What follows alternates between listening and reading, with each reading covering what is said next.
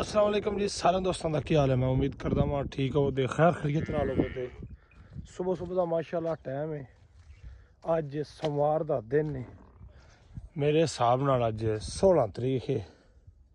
ठीक है क्योंकि अज 16 तरीक है तो बारिश यानी कि 16 मार्च कणकां तुसीं हाल वेखो। सारी रात बारिश हुई, साड़ी सेम पानी को नहीं सी, सेम साड़ी बतेरा पानी आया पे। कणक तुसीं वेखो सारी मुकम्मल कणकां साड़ियां डिग गईयां।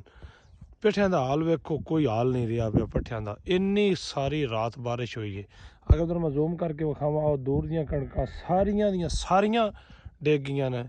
रात हनेर बारिश दी वजह तो सारियां कणकां लम लेट हो गईयां। जट का बहुत वड्डा नुकसान हो गया, ढेर सारा नुकसान हो गया। जी चौधरी साहब तुसी स्कूल हो गए, उरा आ गए हो?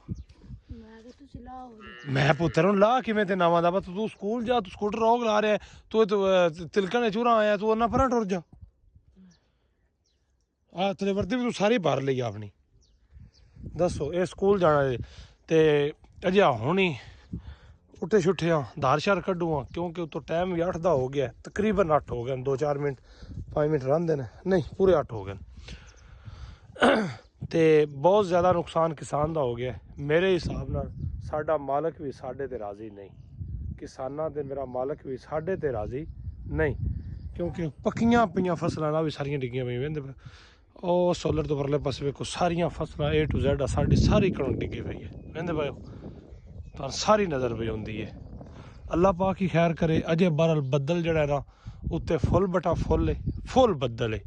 अल्लाह पाक ही खैर करेगा। ओ सामने निशान नज़र आउंदे पे अजे इधर नज़र आउंदे पे सारा अजे बदल है। ज़िला हफजाबाद दे विच गाँव मेरा पिंड चक्स ज़्यादा बहुत ज़्यादा नुकसान हो गया किसानों का, फसलों का बहुत ज़्यादा नुकसान हो गया।